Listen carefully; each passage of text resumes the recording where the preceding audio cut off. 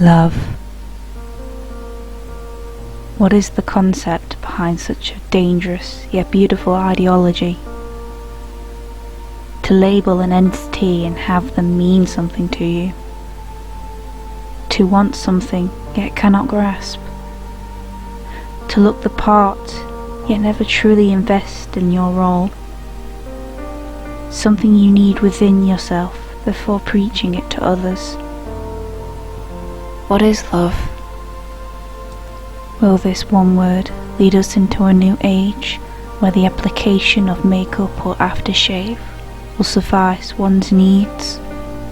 Or will it lead us into a more controlled, isolating world where our only console is our inner demons? Either way, we are all getting ready for the lead role in a cataclysmic theatre. But will we ever be truly ready? I guess we have to wait and see.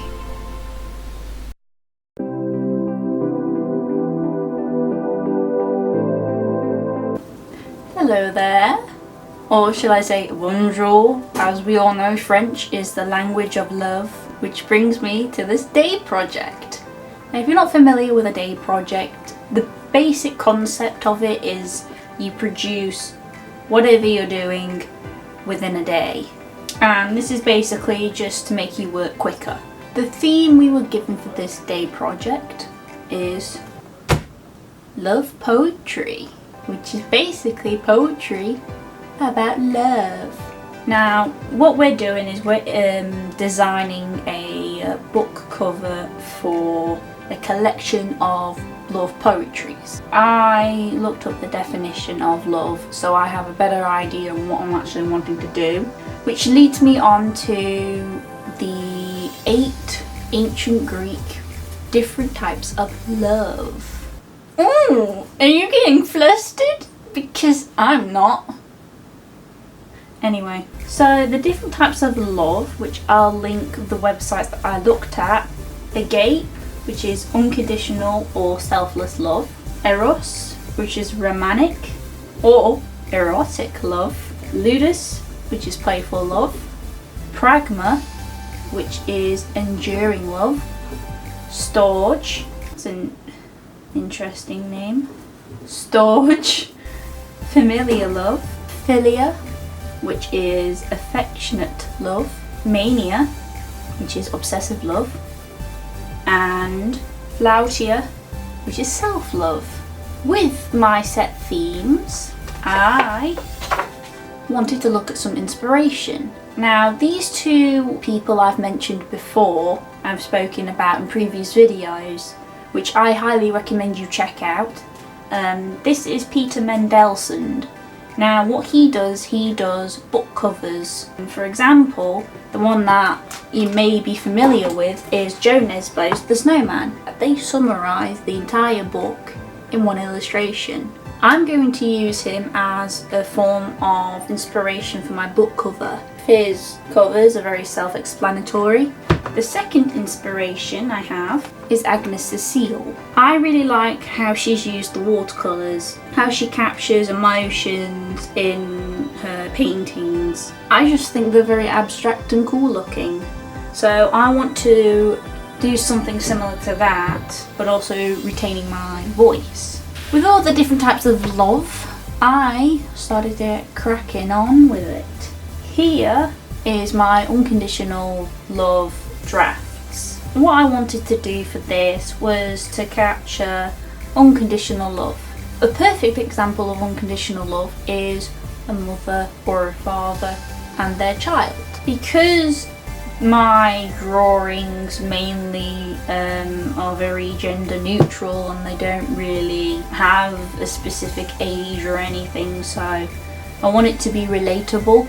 I wanted a taller figure and a smaller figure, sort of either doing shapes into a love heart, or sort of like holding hands, or even just sort of like embracing one another. The next one is erotic love. So with erotic love, I wanted to get some sauciness into these shapes. and I was thinking of what are very erotic looking poses. I'm going to be blunt. One of the ones that I was thinking of is 69. This one in particular I thought captured 69. I want it to be a hidden symbolism instead of just graphic. So I wanted to capture the simplicity in the shapes and follow through, which you'll find in all of my drafts that I've done for this day project. They're all very shapy and in some way symbolic and more pattern-like, which is something that I wanted to convey, to summarise what's inside this book full of loads of different love poetries. I really like this one because of the shape and how it looks really, I don't know, like they're morphed into one. So we're moving on to playful love, and for me, playful is having fun and playing games. So I wanted to capture the playfulness behind this love.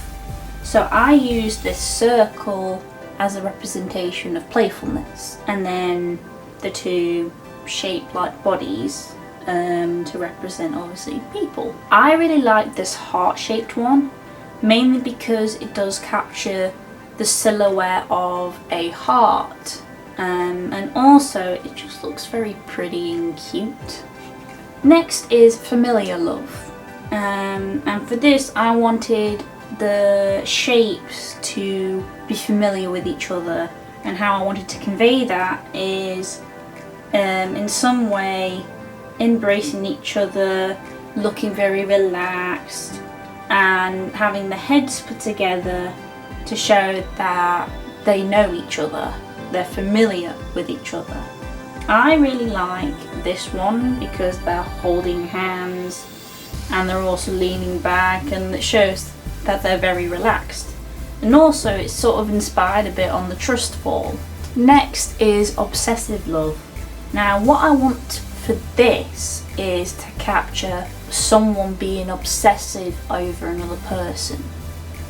Obsession in itself can be very interesting. Obsession can be shown in different ways, whether it's stalking somebody, killing somebody, or having possession over you. So how I wanted to capture this was to make the figure that is the one that's obsessed big, juxtaposed to the one that they're obsessing over very small. This shows, in my opinion, how that the person that this one is obsessing over is very vulnerable, is engulfed in this obsessive individual. And I really like this one, how the face of the obsessor is massive and you just see eyes, and the obsessee is small, minding their own business and showing vulnerability. Next is enduring love. Now I had to look up the definition for enduring or endure to have an idea on what I want to do for this illustration. One that stuck out to me the most was endure in a suffering way. Now some of these, apart from the obsessive one, are very positive. So in this aspect, along with the obsessive one, I wanted to become quite negative, because let's face it, love is either beautiful or very nasty. So I wanted to capture the essence of either being in suffering or is enduring everything. So I really like this design. I had the figure's eyes open and looking up to this circle, and has a circle in his chest to show that they're trying to reach for something, but at the same time it looks like they're in desperation. I also like this one because it looks very holy. It also reminds me of Zenyatta from Overwatch. Next is self-love. And if I'm honest, the first thing that came to mind was masturbation.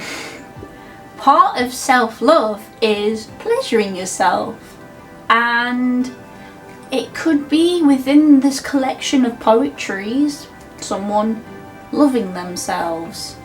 So what I wanted to capture was these figures in some way loving themselves, and having the circle as a significant standpoint of their inner core. I really like this one because it looks like a flame, and also it's just very simple, it's small, and I think it's self-explanatory in my opinion.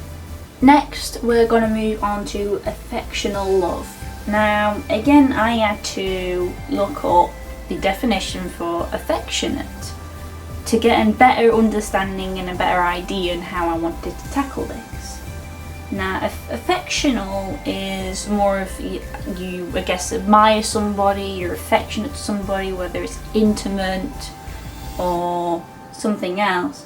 So what I want to transcribe is the show of embracing one another, or having the circle represent as like, oh, this is my heart, and then the other person sort of like taking it. I really like this one because it sort of reminds me of the yin and yang, and it looks like they're dancing too. So we're going to move on to what the final outcomes actually look like within this day project. So this is my obsession one. So I wanted to go for a dark colour, and really have the eyes and the figure stand out to show that it's a very dark image. I think as a full cover, if I'm to do it, the whole entire book will be like a one solid colour, dark colour of course, and would have two eyes to represent the obsessive person, and the small figure again would be white and very tiny to represent vulnerability and I guess in some way exposure. This is my self-love one. I really like it because it does look like something that you would see that's engraved into a book cover. I chose red because red is an iconic colour for representing love, along with pink. Also, because the figure itself looks like it's flame, red is also to spark that. The next one is the erotic love. Again, as I mentioned before, I really like this design. So it looks more like a ninja star with heads, and the circle is to represent the core. I really like how simple it is, and it's very hidden as well. I chose the purple colour because I wanted to illustrate, I guess in some way, a form of lust and eroticness to it. This is my playful one. Again, I went for orange because to me orange is a zesty, playful colour.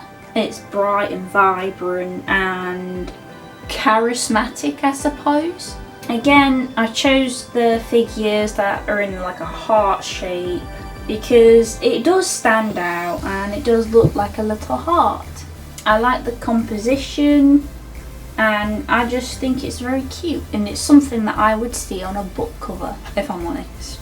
And the last one is the endurance, and I really like this design in particular.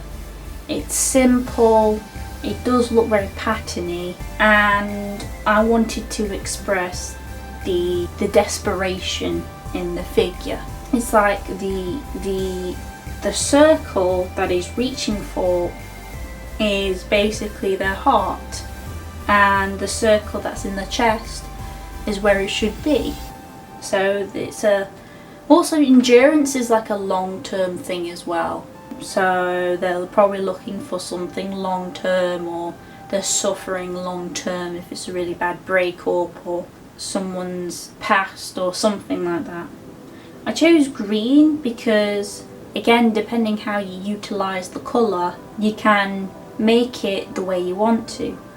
I went for a pale green to in some way show time and progression. So I hope you've enjoyed this very short, brief video on my very first aid project. Let me know if there's any way you want me to improve on my videos, whether you prefer this kind of thing where I show you the images and I talk to you through the camera, or if you prefer me doing a voiceover. And I'll see you next time. Stay thirsty.